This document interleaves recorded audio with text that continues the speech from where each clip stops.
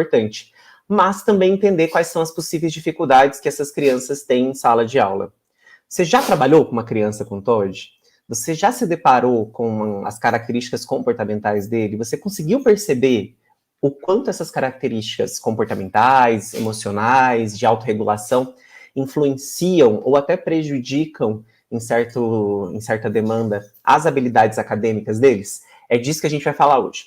Um pouco sobre o transtorno e sobre como acontece a aprendizagem dessa criança, quais são os prejuízos que a gente tem dentro do transtorno opositor desafiador e também como a gente pode fazer para intervir, porque vocês sabem que gosto bastante de dicas e estratégias práticas para a gente trabalhar aqui. Então vamos comigo? Vamos lá, dificuldade de aprendizagem das crianças com TOD. Vamos começar do começo. O transtorno opositor desafiador, ou transtorno de oposição e desafio, transtorno desafiador e opositor, desafiador de oposição, a ordem aqui não altera muito o significado da nomenclatura. Sempre que a gente falar de TOD, nós vamos falar de um transtorno, ou seja, de um funcionamento neurobioquímico, uma maneira como esse cérebro funciona, e esta maneira desse cérebro funcionar faz com que ele tenha algumas dificuldades e prejuízos e um funcionamento que muitas vezes não é considerado o padrão de funcionamento da grande maioria das pessoas. E aí, toda vez que nós temos um cérebro que foge desse padrão de funcionamento regular, desse funcionamento neurotípico que nós estamos acostumados, nós dizemos que essa pessoa tem um transtorno. Então, o transtorno é só uma nomenclatura para dizer que esse cérebro funciona de um jeito diferente. E no TOD, esta maneira diferente desse cérebro funcionar traz duas características principais, que são a oposição, aquela criança que se opõe a regras, se opõe a solicitações dos adultos, quando você pede para fazer alguma coisa, ele diz que não vai fazer, fica questionando, por que eu tenho que fazer? Mas por que tal pessoa faz isso? Por que tal pessoa não faz aquilo? E também para o desafio. São crianças que desafiam assintosamente a gente. Ah, mas por que eu vou fazer isso? Vem me obrigar a fazer. Já passou por uma criança? Já trabalhou com uma criança desse jeito em algum momento? Essas são características de oposição e de desafio. Tem algumas outras características que fazem parte do transtorno também. Então, uma índole vingativa pode fazer parte do transtorno opositor desafiador também, mas via de regra, oposição e desafio são características principais. Também são crianças que têm bastante dificuldade na regulação das emoções, são crianças que têm bastante dificuldade na socialização, e muitas delas preferem, muitas vezes, trabalhar sozinhas, fazer as atividades mais isoladamente, não gostam muito de trabalhar em grupo. Tem uma característica de não assumir muitas responsabilidades, ele joga sempre a culpa para os outros, quando ele comete alguns erros. Então, é um transtorno com bastante característica muito própria. Mas vamos definir ele um pouquinho melhor? Bom, por definição da Associação Americana de Psiquiatria, lá da APA, o TOD ele é definido por um padrão frequente e persistente de um humor irritável e irritado, de uma criança que se irrita com as coisas, ela tem ela se abala emocionalmente, ela se irrita, ela tem alterações nessa regulação de humor dele com uma frequência um pouco maior, especialmente voltado para a raiva. Ele também pode ter crises e explosões de raiva. A crise no TOD, eu sei que é um momento que muitos de vocês já passaram e sabem que como é complexo nesse momento, é um momento que a criança tem um rompante emocional e nesse rompante emocional ela simplesmente reage ao que ela está sentindo. Também podem ter a índole vingativa, que eu falei para vocês. Aqui não é necessariamente vingança, tá? E não é necessariamente a criança ter um comportamento extremamente vingativo, mas ter pontualmente momentos vingativos a gente conta como índole vingativa também para o TOD. E um comportamento inapropriado, que é um comportamento negativista, desafiador, desobediente, opositor, e sempre em relação a figuras de autoridade. Bom, vamos estabelecer um pequeno limite aqui. Normalmente, nós falamos para figuras de autoridade quando a gente fala para adolescentes mais velhos e até mesmo adultos, porque sim, adultos têm TOD. Uma vez com TOD, uma vez desencadeado o transtorno, para sempre com TOD. E aí, o que acontece é que conforme nós vamos envelhecendo, a gente vai aprendendo a lidar com as características do transtorno, com os sintomas, enfim. A gente aprende a lidar com algumas características, até porque a gente tem que funcionar bem em sociedade, senão a gente se dá mal em vários aspectos, a gente tem dificuldade em vários aspectos, e aí a gente acaba aprendendo a se autorregular um pouco na marra. E aí dá-se a impressão de ter diminuído os sintomas ou deles terem desaparecido. Mas não, eu só tenho uma pessoa que aprendeu a lidar com ele. As exigências da vida adulta são muito diferentes da exigência da vida infanto-juvenil. Então, por isso que a gente aprende um pouco a lidar. Bom, adolescentes mais velhos e adultos, a gente vai considerar esse desafio para figuras de autoridade. Agora, para adolescentes mais novos, né, pré-adolescentes, crianças, nós vamos considerar figuras de autoridade como qualquer adulto. E eles podem ter esses comportamentos com qualquer adulto. Só que tem um ponto importante para você saber nessa história. Primeiro, Robson, toda essa descrição tá me parecendo qualquer criança ou qualquer adolescente. E eu vou te dizer, sim, parece. É a vida, minha gente. Vamos ter que trabalhar com isso aí. Parece com qualquer criança e com qualquer adolescente. Porém, como que eu diferencio um problema de comportamento, como vocês estão vendo aqui, para um TOD? Aonde que eu tenho essa diferenciação? Como eu vou conseguir fazer essa diferenciação? Olha ali em cima. O TOD é definido por um padrão frequente e persistente. No TOD, este padrão de comportamento acontece com uma frequência muito alta. Ele é uma criança que se opõe, que desafia, que confronta, muito mais do que as outras crianças. A gente, dentro dos manuais diagnósticos, eles falam que a criança tem que ter esse comportamento de 1 a 2 vezes por semana. Nós, na parte clínica, enfim, que já trabalhamos há tantos anos com TOD, a gente sempre diz que você vai ver quase todo dia. Tem um dia ou outro que o comportamento não aparece tão intenso, mas via de regra você vê quase todos os dias esse comportamento aparecendo. Enquanto uma criança com problemas de comportamento vai ter esse comportamento um pouco mais pontual, algumas vezes por dia, algumas vezes na semana. Aqui no TOD, a gente vai ver essa diferenciação gigantesca, tá? E é assim que a gente diferencia o problema de comportamento para o transtorno opositor desafiador. Claro que, no Brasil varonil, vocês precisam também conhecer as características do transtorno e esse diagnóstico tem que ser fechado por um profissional da saúde mental, para a gente ter certeza. Mas se você está identificando já um padrão de comportamento que é muito frequente, muito persistente, encaminha para uma avaliação formal, tá? Encaminha para uma avaliação profissional, porque tenho certeza que a gente vai conseguir descobrir, ajudar essa criança com as melhores intervenções possíveis. Eu vi que alguém comentou, mas vocês comentam muito rápido, vocês têm dedinhos nervosos aí no chat, que falou assim, meu filho tem esse comportamento quase todos os dias, meu filho tem TOD. E é isso, tá? O TOD, esse comportamento é quase todos os dias. Dificilmente a gente vai ter um dia muito calmo, muito tranquilo. A gente até brinca às vezes aqui no consultório que é o dia de ouro. O dia de ouro é aquele dia que assim, a criança funciona bem, não tem crise, não tá confrontando, e aí a terapia vai funcionar super bem, sabe? Aquele dia que o negócio anda, que é uma beleza. Aí funciona, mas não é todos os dias. Na grande maioria das vezes temos essa questão. E um outro ponto para vocês pensarem comigo. O TOD, ele é um transtorno que se desencadeia por uma série de fatores. É na junção dos fatores que o TOD aparece. Nós já sabemos que tem uma causa genética, que tem um fator genético que influencia. Ok, ele influencia. Porém, ele sozinho não é suficiente para fazer com que a pessoa desencadeie o TOD, com que a pessoa tenha o transtorno comece a aparecer. É mais ou menos igual quando a gente pensa em depressão, que uma série de fatores fazem a pessoa desencadear um transtorno depressivo maior. Aqui funciona nessa mesma jogada, tá? São uma série de fatores que fazem a pessoa desencadear o TOD. Que fatores, Robson? Fatores comportamentais, fatores ambientais, fatores psicológicos e os fatores genéticos que a gente sabe que, né, influenciam bastante nesse processo. Só que isso faz com que o TOD não comece necessariamente na primeira infância. Ele pode surgir entre a primeira infância e a adolescência. A qualquer momento desse espectro de idade, ele pode surgir. Via de regra, o TOD tende a surgir mais ali entre 4 até 7 anos de idade, período de pré-escola, e no começo da adolescência. São as fases em que a gente mais vê as características do transtorno opositor surgindo. Porém, lembra que ele pode aparecer em qualquer momento entre a infância e a adolescência. Não começa na vida adulta, tá? Começa sempre entre a infância e a adolescência. E é importante vocês conhecerem o TOD, porque depois do TOD, num nível acima de dificuldades, de padrões comportamentais mais severos, a gente tem o transtorno de conduta. e depois a gente tem outros transtornos que vão gradando mais alto. Então, é sempre importante reconhecer o TOD para encaminhar, até porque o TOD também pode evoluir para formas mais severas de transtornos. Então, essa intervenção é sempre importante, tá?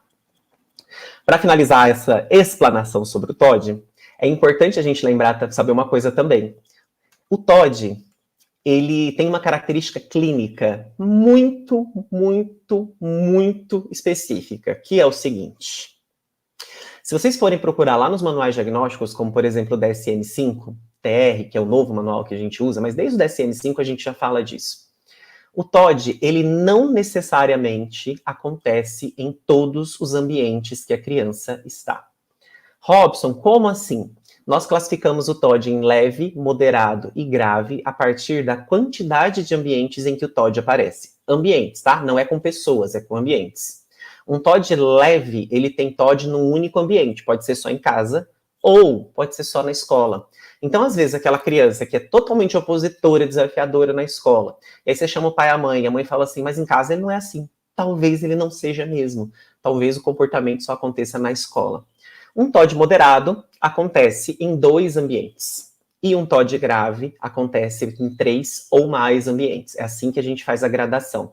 E isso fica um pouco difícil para a gente, né? Isso dificulta bastante para a gente classificar o transtorno, porque daí a gente tem que pensar essa demanda toda. O TOD leve acontece num único ambiente, às vezes não é no ambiente que a gente esperava. E aí, tem aquele momento que a gente fala assim, tá, mas e aí? O que acontece se esse TOD aparece num único lugar? Por que isso acontece? Estamos tentando descobrir. A neurociência está investigando por que de acontecer em alguns ambientes, tá? Não tem a ver com o tratamento necessariamente, com a maneira como o ambiente lida com a criança, mas estamos tentando descobrir ainda quais são os motivadores para isso.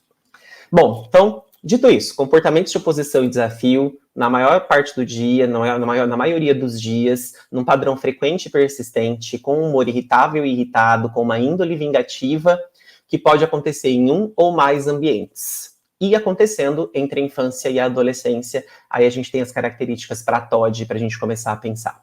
E quais são as características que a gente vai ver? São crianças desobedientes, são crianças que frequentemente se opõem a regras, não gosto muito de seguir regras, são crianças que desafiam as normas e as recomendações dos adultos, ignoram as solicitações que são feitas para eles, ficam irritando e perturbando as outras pessoas com uma frequência muito alta, podem ter crises de raiva, e elas vêm até meio que com uma certa frequência, apresentam bastante ressentimento, daí vem a índole vingativa depois, podem apresentar, então, essa índole vingativa, são bastante hostis, e é bastante comum no TOD a agressão verbal. São crianças que têm uma alta incidência de agressão verbal, tá? Eles não tendem, normalmente, a ser muito agressivos fisicamente, a não ser na hora da crise de raiva. Porque na hora da crise, gente, é uma crise. Se você já teve uma crise de raiva, você sabe o que eu tô falando. A gente perde o chão. A gente só reage. Depois que a gente vira a mesa, depois que a gente vê o que aconteceu com a mesa. Então, na hora da crise, é uma crise mesmo. Então, nessa hora, ele pode ser bem agressivo fisicamente. Agora, uma agressão física premeditada, uma violação de direitos premeditada, uma violação de direitos das outras pessoas de forma pensada, não é típico de crianças com TOD, é típico de transtornos mais severos, tá? Mas eles tendem a ser muito agressivos verbalmente, tendem a atacar objetos, jogar as coisas, não na tentativa de acertar a pessoa, mas na tentativa de quebrar e de destruir o objeto, tá? Mas lembra que pode acontecer. Toda regra tem sua exceção. Por isso que é importante uma investigação com um profissional clínico da área, um médico, um psicólogo, um psicopedagogo, um neuropsicopedagogo. Todos esses profissionais podem dar start no processo de avaliação, de avaliação, para que a gente entenda se essa criança tem TOD ou não tem TOD. O diagnóstico, ele é estritamente clínico, tá? E aí, você pode começar o processo de investigação por um psicólogo que vai trabalhar com o processo de avaliação psicológica, avaliação comportamental, e possivelmente ele vai fazer encaminhamento para neuropsicopedagogia e para o médico. Pode começar direto com o médico, neurologista ou psiquiatra infantil, para que eles também startem esse processo de investigação para o TOD, ou pode começar com o neuropsicopedagogo, porque essa criança vai ter também muita dificuldade no processo de aprendizagem. E aí o neuropsicopedagogo, conhecendo o transtorno, ele pode já identificar, startar o processo e ir encaminhando para o médico, para o psicólogo, para que se feche esse diagnóstico com assertividade.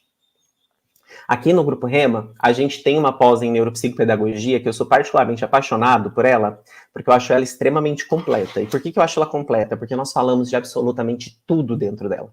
Nós falamos do funcionamento neurocerebral, nós falamos das características de aprendizagem, nós falamos das características de funcionamento cognitivo e executivo, e nós falamos de transtornos. Dentro da pós, a gente tem uma disciplina específica para trabalhar transtornos. E um deles que a gente trabalha é o TOD, isso é uma disciplina inteira de TOD. Então, vocês vão conseguir aprofundar características clínicas, características diagnósticas, características de aprendizagem, intervenção clínica, intervenção na escola. Completíssimo. Por isso eu te convido, eu vi que vocês estavam colocando aí que vocês querem estar no Grupo Rema, fazer pós com a gente. A pós em neuropsicopedagogia é uma das pós mais completas que vocês vão encontrar no mercado. É uma pós-graduação extremamente bem estruturada. E não basta só ter um título, né? A gente precisa de um título que nos dê base, que nos dê fundamento, que nos dê segurança para a atuação. E aí, quando nós fazemos uma pós como essa do Grupo Rema, nós temos uma base, uma estrutura muito sólida para atuar. Porque sem estrutura, minha gente, a gente peleja, viu? Então, já escolha aonde você vai fazer sua formação de base, num lugar que te dê formação de base de verdade. Eu tenho certeza que você não vai se arrepender. Bom, vamos lá. Já que eu puxei a neuropsicopedagogia, vamos falar do TOD. Vamos falar do TOD em relação à sua aprendizagem. O que nós temos na questão da aprendizagem? O DSM-5-TR, ele diz o seguinte, que pessoas com TOD podem resistir a tarefas profissionais ou escolares que exijam autodeterminação, porque resistem a se conformar às exigências dos outros. O seu comportamento caracteriza-se por negatividade, hostilidade e desafio, e tais sintomas devem ser diferenciados de aversão à escola. Crianças com TOD, via de regra, não têm grandes dificuldades de aprendizagem por si só, tá? São crianças que, com uma boa intervenção, com boas estratégias, elas conseguem funcionar academicamente muito bem. O problema todo é, para ela funcionar muito bem academicamente, a gente vai ter algumas questões. Essa criança, ela precisa funcionar muito bem, e ela precisa ser bem trabalhada nas características do TOD. Então, a escola tem que atender essa criança e pensar o TOD, a família tem que estar junto nesse processo, mas as intervenções médicas e medicamentosas também fazem parte desse processo, a intervenção psicológica para trabalhar comportamentos e processamento emocional, e a intervenção neuropsicopedagógica para trabalhar os déficits de aprendizagem também são importantes. Essas crianças não têm grandes dificuldades de aprendizagem, como eu disse para vocês, porque é um transtorno majoritariamente comportamental. Porém, a gente não pode dissociar comportamento e emoção de aprendizagem. O TOD não traz dificuldades de aprendizagem, ele traz uma dificuldade para controlar emoções e comportamentos. Só que para aprendizagem, eu preciso estar o tempo todo fazendo o quê? Controlando emoções e comportamento. Se eu não consigo controlar essas emoções, se eu não consigo controlar a maneira como eu me porto e me comporto dentro da sala de aula, eu obviamente vou ter prejuízos na aprendizagem, vou ter dificuldades na aprendizagem. E no TOD, a gente vai somando essas dificuldades. Às vezes eu tenho uma pequena dificuldade a cada bimestre, mas quando eu chego daqui a 2 anos, essa criança tem uma dificuldade gigantesca na aprendizagem. Por isso é importante identificar e já trabalhar com a atuação de forma direta. Crianças com TOD têm prejuízo numa área do funcionamento neurocognitivo muito específica, que daí eu vou explicar para vocês o porquê dessa dificuldade de aprendizagem pode surgir. Mas antes, quais são os prejuízos que a gente vai ver numa criança com TOD dentro da sala de aula? Alguns importantes, tá? Primeiro, são crianças que se distanciam bastante e são crianças que tendem a querer não participar das atividades em grupo, elas não gostam de fazer atividades colaborativas, elas preferem fazer as coisas um pouco mais sozinhas. Então, a gente pode já começar a pensar por aqui. Eles têm um déficit bem grande na comunicação instrumental, então eles têm dificuldade no uso de gesto adequado, no uso de expressão facial adequado. Tudo isso pode ser uma dificuldade para eles. Também são crianças que estão sempre envolvidas em situações de abuso físico e psicológico, situações de bullying são frequentes, mas não pensem que eles são só agressores, eles também podem ser vítimas. Negligência consigo mesmo, com o material, com o processo de ensino e aprendizagem, esse processo é bem intenso. Uma disciplina relaxada, eles não tendem a se cuidar muito, a manter uma constância e uma resistência na hora de se manter ativo na execução das tarefas. Punição. Punição inconsistente é um fator que a gente sempre vê como prejuízo na sala de aula. Muitos professores acabam sabendo que trabalham com uma criança com TOD, e aí a gente faz uma marcação mais cerrada em cima dessa criança. E aí tem hora que a gente faz uma marcação cerrada, tem hora que a gente simplesmente desiste, né? Fala assim, não, chega, não vou trabalhar mais com isso. E aí essa criança, ela não tem nem boas estratégias de intervenção e nem boas estratégias de punição. Não entendam punição aqui como uma coisa ruim, tá? É um termo que a psicologia comportamental usa para se referir a consequências. Então, as consequências do comportamento, como, por exemplo, ter que terminar a tarefa, ter que ser chamado os pais, ter que ser chamada a atenção da criança, isso são consequências do comportamento. E, às vezes, o professor acaba oscilando um pouco na maneira de trabalhar essas punições, essas consequências, e isso acaba intensificando um pouco o comportamento e favorecendo o comportamento dentro da sala de aula. E a monitoria negativa, que daí já é o oposto. Não é aquele professor que oscila, nem aquele professor que deixa para lá. É aquele professor que sabe que tem uma criança com TOD dentro da sala de aula, e aí, por ter TOD, ele fica mais em cima. E às vezes, gente, eu não tô falando que a gente faz isso propositalmente, a gente faz quase que inconscientemente, tipo, o Joãozinho tem TOD, deixa eu ficar mais alerta. E nesse estado de alerta, a gente acaba fazendo monitoria negativa. Mariazinha, que é uma aluna que não tem TOD, ela tem um comportamento X e não acontece nada. O Joãozinho tem o mesmo comportamento e porque tem TOD, ele leva um castigo, leva uma bronca, enfim. Isso que a gente chama de monitoria negativa. E isso não pode acontecer também. No TOD, as regras que valem para criança com TOD valem para qualquer pessoa da sala. Então a gente cobra as regras de todo mundo, tá? O que vale para um, vale para o outro. Tem que valer para a sociedade inteira. E esses prejuízos são bastante comuns em sala de aula. E eles vão se intensificar, especialmente quando essas crianças acabam com um comportamento TOD muito forte dentro da sala de aula. Se essa criança desencadeia o comportamento em sala de aula, possivelmente você vai ver esses prejuízos acontecendo. Mas, se for uma criança TOD, que é TOD leve, lembra, num único ambiente, e esse ambiente for em casa, talvez você não veja esses comportamentos e tenha esse prejuízo na sala de aula. Mas, fiquem alerta, se a sua criança é TOD num único ambiente, você sabe que esse ambiente é em casa, e no passar do ano esse comportamento vai começando a aparecer também na sala de aula, nós chamamos isso de irradiação do TOD, ou seja, o TOD está irradiando, ele está aumentando a sua gravidade. E aí é importante a intervenção ser bem assertiva nesse caso. Robson, mas por que essas dificuldades todas aparecem?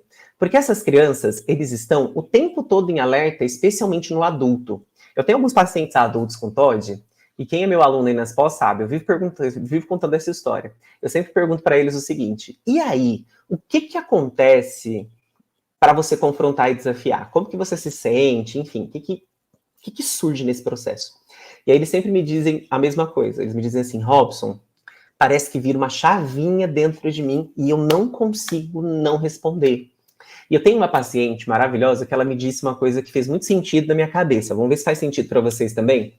E ela me disse assim, Robson, sabe quando você não gosta de uma pessoa e qualquer coisa que essa pessoa te fala, você quer confrontá-la? Eu disse, sim. E aí ela me disse uma coisa bem importante. Ela falou assim, então, comigo é a mesma coisa. A diferença é que eu tenho essa mesma reação, eu tenho esse mesmo sentimento, só que eu não tenho absolutamente nada contra a pessoa. Eu não tenho por que odiar a pessoa. Eu simplesmente não consigo não confrontá-la. E aí eu falei, gente, faz muito sentido. Então é esse mais ou menos o sentimento que acontece ali. E se eu tô em alerta para um adulto, se eu tô esperando as situações de confronto, as situações de desafio, obviamente, eu estou muito focado no adulto e eu não estou focado nos processos de ensino-aprendizagem. E essas crianças também tendem a ser bastante agitadas, porque eles têm uma dificuldade no controle inibitório. Então, façam que eles sejam mais agitados, andem pela sala, fiquem cutucando os colegas. E se eu não estou atento à aula, eu fico mais distraído, eu estou muito agitado, e eu sou muito impaciente, eu tenho essa oscilação do humor que eu falei logo no começo, é óbvio que o meu rendimento escolar fica menor. E aí, no avançar do tempo, conforme a criança vai tendo essas dificuldades, o nosso ensino ele é todo cadenciado. Eu aprendo soma, aprendo subtração, aprendo multiplicação e divisão, para depois aprender a regra de 3 simples. Não tem como fazer o caminho inverso. Então, se está faltando pedacinhos nessa cadência, chega um momento em que eu tenho um déficit ou uma dificuldade gigantesca no processo de ensino e aprendizado. Não porque eles não tenham potencial, mas porque eles acabam tendo tantas dificuldades que fazem eles terem um baixo desempenho acadêmico, ou até mesmo o treinamento cognitivo deles foi inadequado, foi inassertivo, enfim. Tivemos algumas situações nesse processo. O maior prejuízo da criança com TOD está na função executiva, no funcionamento executivo. Criança com TOD não tem dificuldade na atenção, não tem dificuldade na memória, não tem dificuldade na percepção, no controle visomotor. A maior dificuldade deles reside dentro do funcionamento executivo. Porém, funcionamento executivo é um termão guarda-chuva que a gente usa para falar de um monte de pequenos processos que executamos no dia a dia. Como, por exemplo, resolver problemas, ter automonitoramento, regular as nossas respostas, não dar resposta impulsiva. E tudo isso está sempre muito presente dentro do TOD. Tem uma autora chamada Del Diamond, que ela diz, e ela coloca que nós temos 3 funções executivas que são a base de todas as outras. Controle inibitório, inibição, memória operacional e flexibilidade cognitiva. Essas 3 dão base para todas as outras. Planejamento, orientação temporal, organização, classificação, seriação, pensamento crítico, pensamento abstrato, criatividade. Essas 3 dão base para toda a galera da função executiva. E destas 3, o controle inibitório, a inibição, ela é a mãe de todos, é ela que sustenta a galera toda. E adivinha só aonde que está o maior prejuízo da criança com TOD? Só tenta, chuta aí para mim rapidinho. Controle inibitório. E se falha o controle inibitório, falha a autorregulação. Falha a minha capacidade de controlar a minha cognição, de manter o foco, de conseguir selecionar qual estímulo eu vou manter o meu campo atencional. Falha a minha capacidade de regular a minha emoção, de controlar as emoções, por isso que eles têm explosões emocionais, por isso que eles são irritados, por isso que eles têm essa índole vingativa. E falha a regulação do comportamento. Porque se eu não consigo controlar as minhas emoções, eu não consigo controlar a minha cognição, eu não consigo direcionar o meu comportamento para aquilo que é esperado.